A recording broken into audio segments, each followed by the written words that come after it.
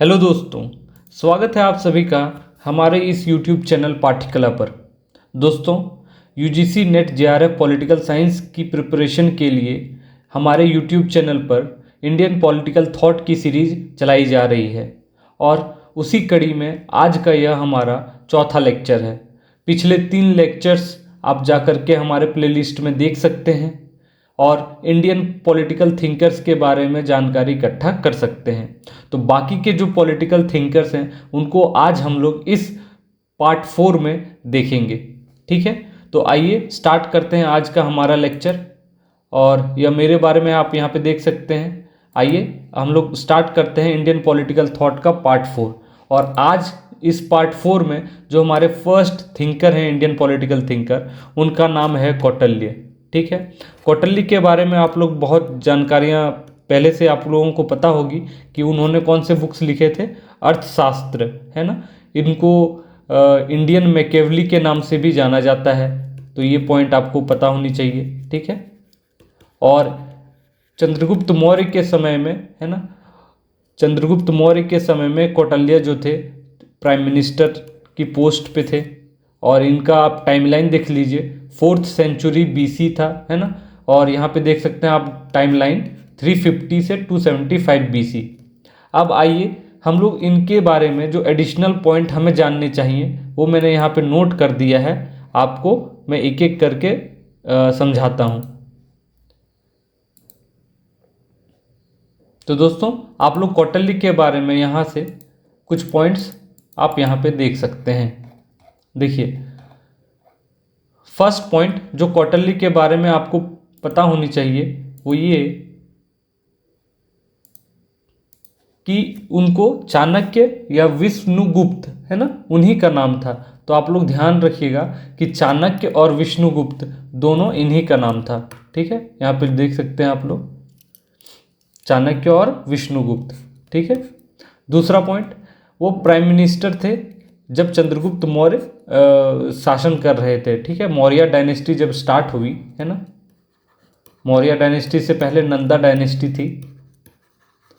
ठीक है, तो उसके बाद जब मौर्य डायनेस्टी आई, है ना, तो उस चंद्रगुप्त मौर्य वहाँ के राजा बने और मौर्य डायनेस्टी के फाउंडर भी चंद्रगुप्त मौर्य को कहा जाता है। और चाणक्य की मदद से या कौटिल्य की मदद से है वो राजगद्दी पर वहाँ पे स्थापित हो पाए, तो प्राइम मिनिस्टर बनाया गया कौटिल्य को। नेक्स्ट पॉइंट, फॉरेन डिप्लोमेसी से संबंधित उन्होंने 2 थ्योरीज दी। ठीक है, जैसे उनकी जो बुक थी अर्थशास्त्र, उन्होंने स्टेट क्राफ्ट, है ना, एडमिनिस्ट्रेशन या स्टेट क्राफ्ट पे बहुत ज़्यादा डिस्कशन किया, उनके बारे में बताया। तो उनकी फॉरेन डिप्लोमेसी पे, विदेश नीति पे, है ना, 2 थ्योरीज उन्होंने दिए। जो पहली थ्योरी थी वो है राजमंडल थ्योरी। ठीक है, इस राजमंडल थ्योरी में टोटल एलिमेंट्स कितने हैं? 72। ये पॉइंट आपको याद होने चाहिए, PYQ में यह क्वेश्चन पूछा जा चुका है कि टोटल कितने एलिमेंट्स हैं उनकी मंडल थ्योरी में, तो आप लोगों को पता होना चाहिए 72 एलिमेंट्स। ठीक है, उसके बाद जो उनकी दूसरी थ्योरी थी वो थी सद्गुण्य थ्योरी या 6 फोल्ड थ्योरी। ठीक है, सद्गुण्य या 6 फोल्ड थ्योरी। अब 6 फोल्ड थ्योरी में 6 एलिमेंट्स कौन कौन से थे? पहला संधि, दूसरा विग्रह, तीसरा आसन, चौथा यान, पांचवा समसर्या और छठा द्वैध भाव। तो इस तरीके से ये सद्गुण्य थ्योरी या 6 फोल्ड थ्योरी कहा जाता है।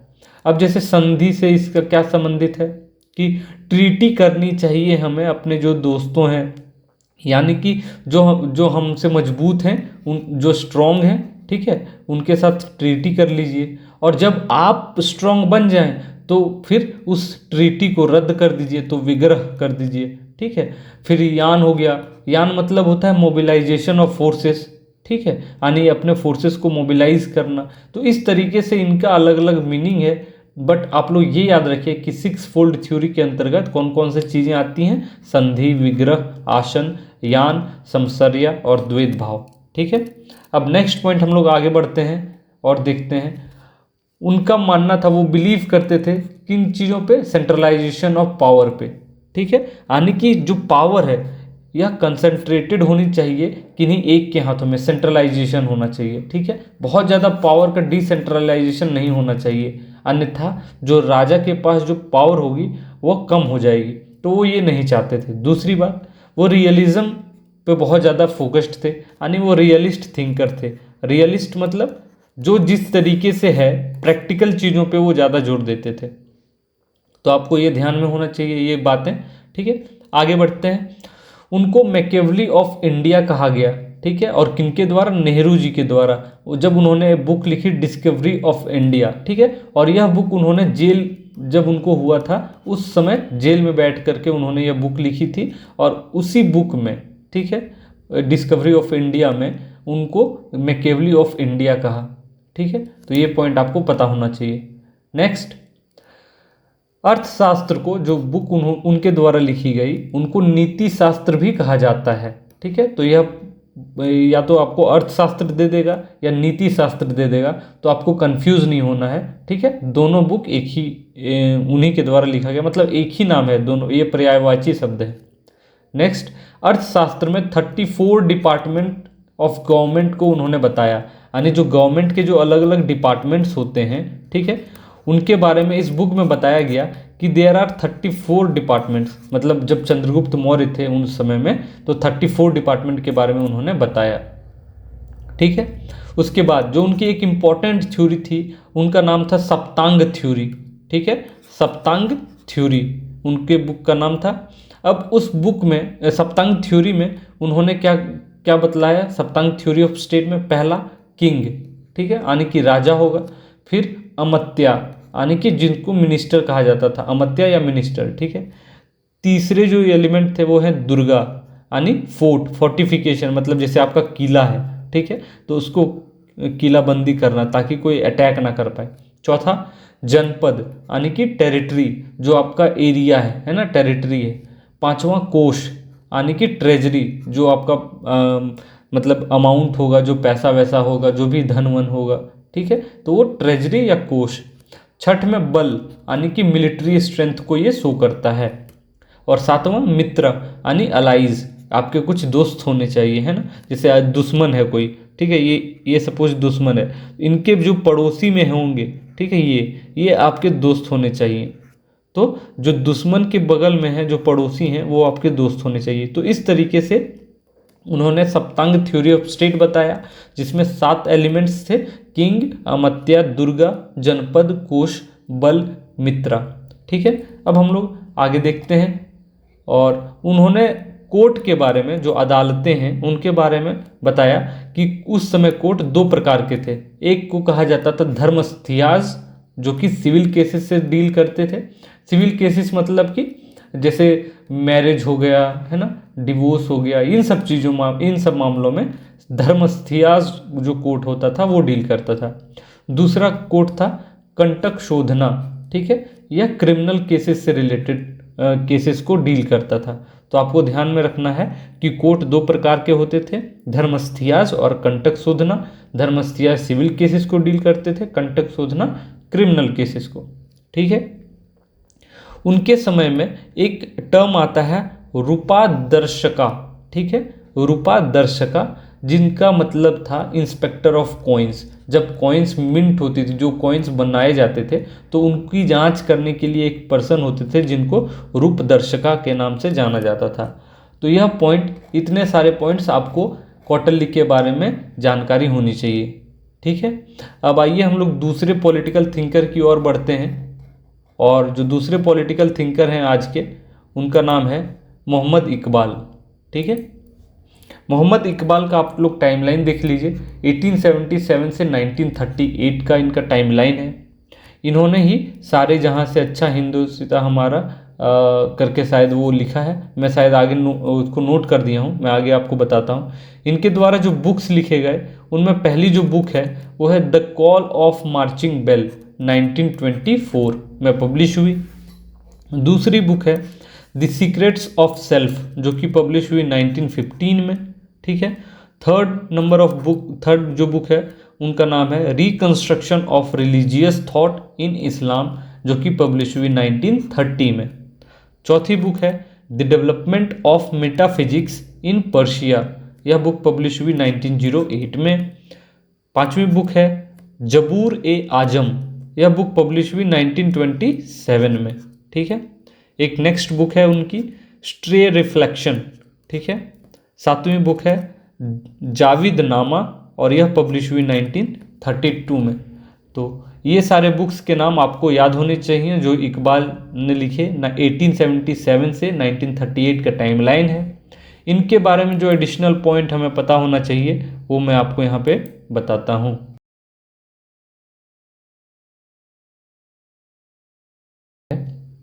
आपको मैं दिखा रहा हूँ।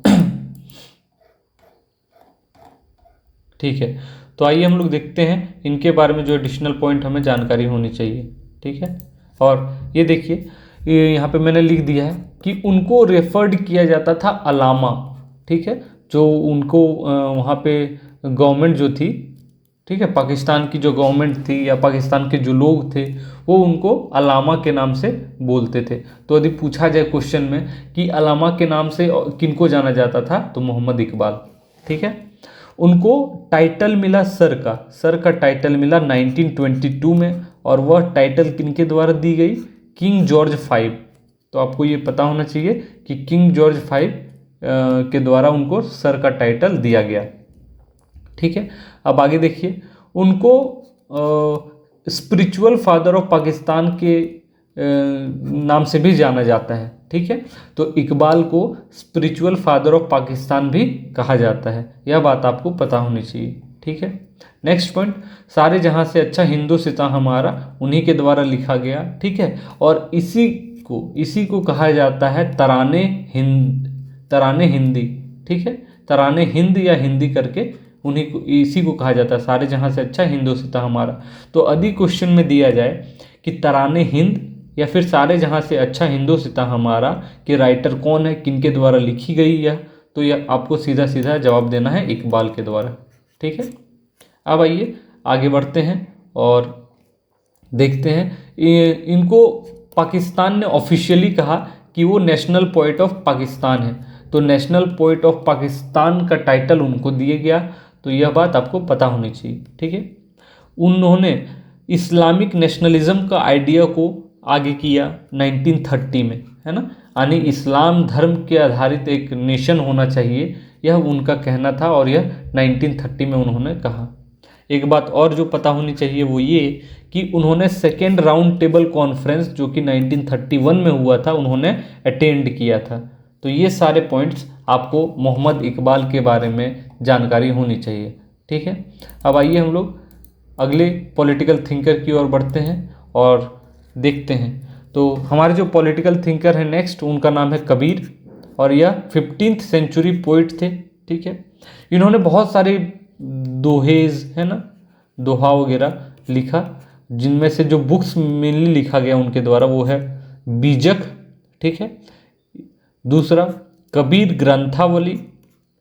तीसरा अ राइम अ डजन। ठीक है। चौथा book the ocean of love. पांचवा अनुराग सागर। छठा सखी ग्रंथ। तो ये सारे बुक्स के नाम आपको पता होना चाहिए जो कबीर के द्वारा लिखा गया। ठीक है। अब आइए आगे हम लोग इनसे रिलेटेड जो एक्स्ट्रा पॉइंट्स जो हमें जानकारी होनी चाहिए उनके बारे में देखते हैं। तो यहाँ पे लिख दिया है मैंने, एक सेकंड में जूम करता हूँ। ठीक है।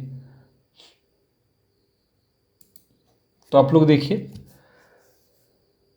कबीर के बारे में ये सबसे पहले जानकारी होनी चाहिए कि एक पोइट थे। ठीक है। और ये निर्गुण ट्रेडिशन से बिलोंग करते थे, यानी जो लोग मानते हैं कि जो भगवान है उनका कोई फॉर्म नहीं होता, यानी कि वो फॉर्मलेस होते हैं। तो गॉड फॉर्मलेस होते हैं, है ना, उनको निर्गुण ट्रेडिशन से कहा जाता है और उन्हीं से संबंधित थे कबीर। तो कबीर कहाँ से बिलोंग करते थे, वाराणसी से। ठीक है।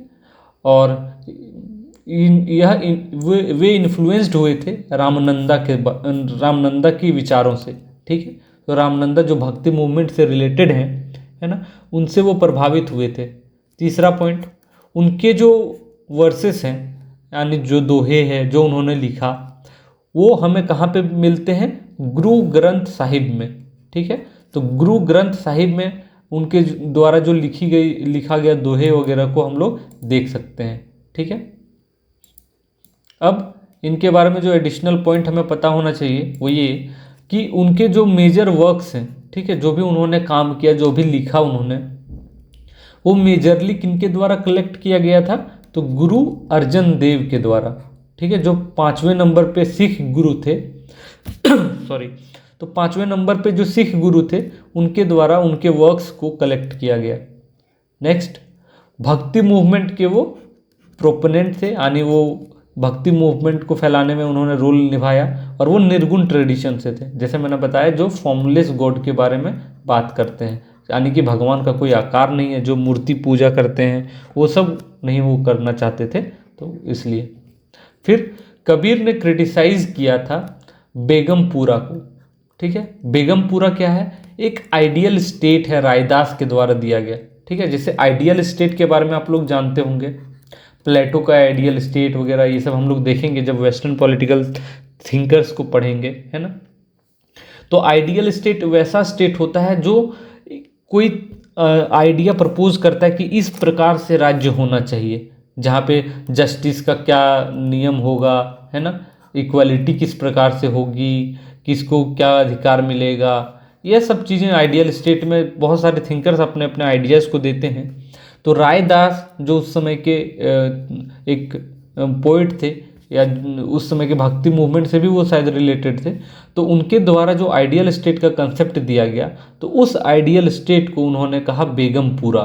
ठीक है, बेगमपुरा। बट कबीर ने उनको क्रिटिसाइज किया, और कबीर ने खुद अपना एक आइडियल स्टेट दिया जिनका नाम था आमार देशवा। ठीक है, आमार देशवा। तो आपको याद रखना है कि कबीर के द्वारा जो आइडियल स्टेट दिया गया उसका नाम क्या था? आमार देशवा, और जो बेगमपुरा था वो रायदास का आइडियल स्टेट था। तो यह बात आपको पता होनी चाहिए। नेक्स्ट, उनका एक स्टेटमेंट था, love is he who is devoid of devotion. ठीक है, तो यह स्टेटमेंट आपको ध्यान में रखना है। नेक्स्ट एक स्टेटमेंट और है, those who goes to shelter of God he escapes from maya. ठीक है, तो यह स्टेटमेंट भी आपको पता होनी चाहिए, यानी कि जो भगवान के शरण में जाते हैं, ठीक है, वो माया से मुक्ति पा लेते हैं। तो इस प्रकार का स्टेटमेंट उनके द्वारा दिया गया। तो ये सारे पॉइंट्स हमने देखे कबीर के बारे में। ठीक है, अब आइए हम लोग दूसरे पॉलिटिकल थिंकर जो हैं उनके बारे में जानते हैं। ठीक है, तो इनके कबीर के बाद जो हमारे नेक्स्ट पॉलिटिकल थिंकर हैं उनका नाम है ईवी रामास्वामी। ठीक है, और इन्हीं को पेरियार के नाम से भी जाना जाता है। तो ईवी रामास्वामी या पेरियार दोनों एक ही व्यक्ति हैं। इनका टाइमलाइन आप देख लीजिए, 1879 से 1973।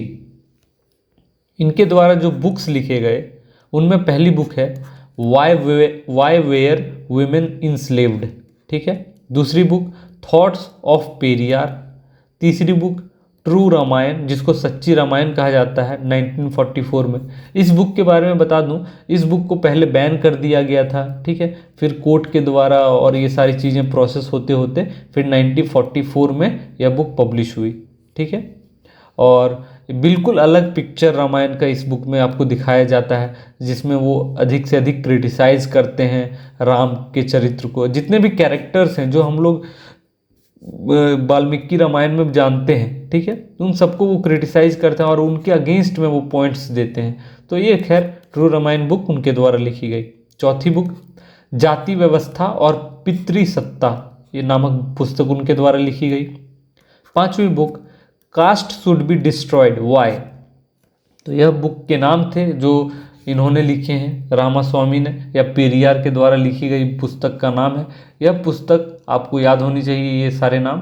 ठीक है, अब आइए आगे हम लोग देखते हैं उनके बारे में जो एडिशनल पॉइंट हमें पता होना चाहिए। ठीक है, तो पहली चीज़ ये कि उनको फादर ऑफ द्रविडियन मूवमेंट कहा गया। ठीक है, यानी पेरियार को ही फादर ऑफ द्रविडियन मूवमेंट कहा जाता है।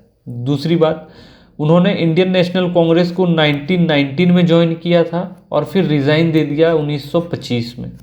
ठीक है, नेक्स्ट पॉइंट, 1924 में उन्होंने नॉन वायलेंट एक एजिटेशन किया था जिसको सत्याग्रह कहा जाता है, और कहाँ पे किया था? वेकोम त्रावणकोर में, और इसी को वेकोम सत्याग्रह के नाम से भी जाना जाता है। ठीक है, तो वेकोम सत्याग्रह कौन किनके द्वारा किया गया? तो पेरियार के द्वारा। ठीक है, और वेकोम क्या था? वेकोम एक टेम्पल था।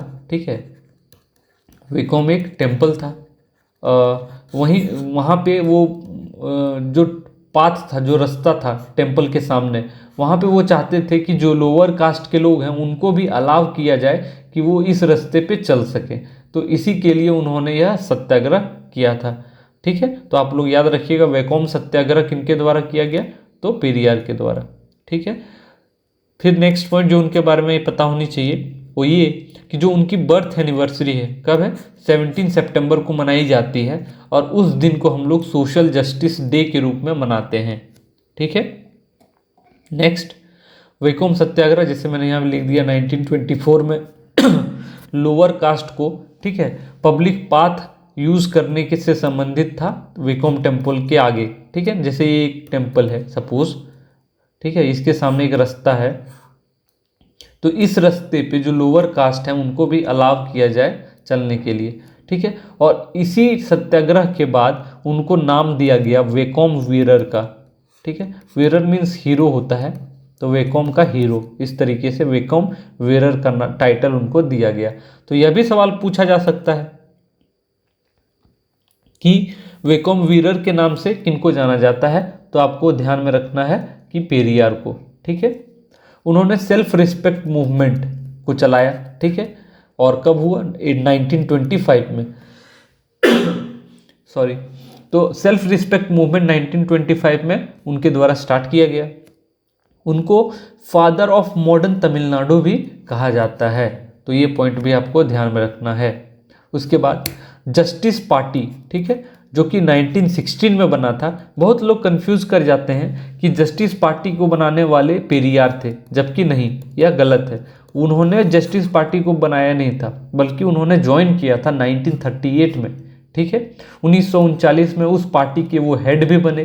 ठीक है, और इस पार्टी का उन्होंने रीनेम कर दिया, उनका नामकरण फिर से दोबारा अलग तरीके से किया, जिनका नाम पड़ा द्रविड़ खजगम। ठीक है, तो इसी पार्टी का नाम बदल के उन्होंने द्रविड़ खजगम रख दिया, जिसको डीके कहते हैं, डीके, द्रविड़ खजगम। 1944 में उन्होंने ये काम किया। यानी कि सीधा पूछा भी जा सकता है कि द्रविड़ खजगम का निर्माण कब हुआ? तो 1944 में। अब इसी से एक डीएमके पार्टी बनी, ठीक है, जिनको लीड किया गया सी अन्नादुराई के द्वारा, जो कि 1949 में बनी थी।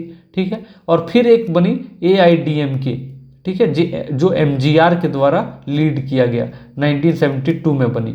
ठीक है, तो ये सारे पॉइंट्स आपको पेरियार से संबंधित पता होना चाहिए दोस्तों।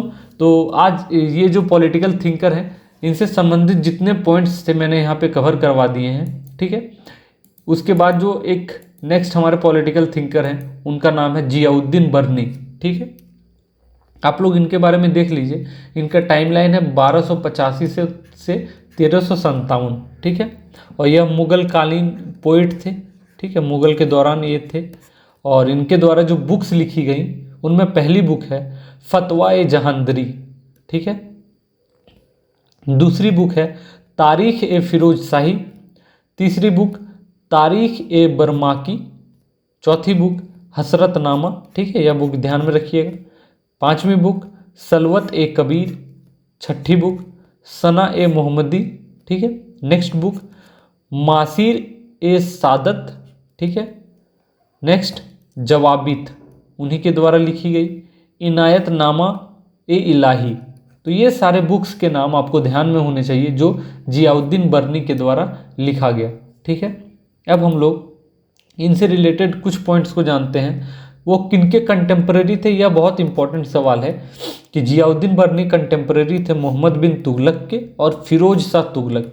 ठीक है, फिरोज शाह तुगलक, तो आप लोग ये ध्यान में रखिएगा। ठीक है, फिरोज शाह तुगलक और मोहम्मद बिन तुगलक की ये कंटेम्परेरी थे। दूसरा पॉइंट, वो बहुत ज़्यादा क्लोज थे आमिर खुसरो से। तो ये दोनों बातें आपको ध्यान में होनी चाहिए जो उनके द्वारा लिखी गई। ठीक है, एक और पॉइंट जो PYQ में पूछा गया था वो ये कि बर्नी ने लॉ को कैटेगराइज किया था 2 भागों में। ठीक है, मैं यहाँ लिख दे रहा हूँ, लॉ को 2 भागों में कैटेगराइज किया गया था उनके द्वारा। एक को कहा था शरीयत और एक को कहा गया था जवाबित। ठीक है, तो यह पॉइंट आपको ध्यान में होना चाहिए। तो ये सारे पॉइंट्स जियाउद्दीन बर्नी से संबंधित हैं। ठीक है, तो आज हमने जो पॉलिटिकल थिंकर्स हमने देखे, ठीक है, उनमें पहले थे कौटिल्य। ठीक है, कौटिल्य के बारे में जो हमने जाना। ठीक है, दूसरे जो पॉलिटिकल थिंकर हैं मोहम्मद इकबाल, तीसरे कबीर, इनके बारे में भी हमने जानकारियाँ इकट्ठा की। EV रामास्वामी या पेरियार, ठीक है, जियाउद्दीन बर्नी और उनसे रिलेटेड जो एडिशनल पॉइंट्स थे उन सबको हमने देखा। तो दोस्तों आज का यह सेशन हम लोग यहीं पे समाप्त करते हैं और आशा करते हैं कि जो भी कंटेंट आपको यहाँ पे दिए जा रहे हैं वो आपके नेट JRF प्रिपरेशन में यूज़फुल होंगे। ठीक है, आपको जो भी एडिशनल डाउट्स हों, ठीक है, वो आप कमेंट्स बॉक्स में लिख सकते हैं और हमारे वीडियोस को प्लीज़ लाइक कर दीजिए, सब्सक्राइब कर दीजिए और शेयर कर दीजिए। ठीक है, तो मिलते हैं इसी तरीके के कंटेंट के साथ नेक्स्ट वीडियो में। तब तक के लिए धन्यवाद।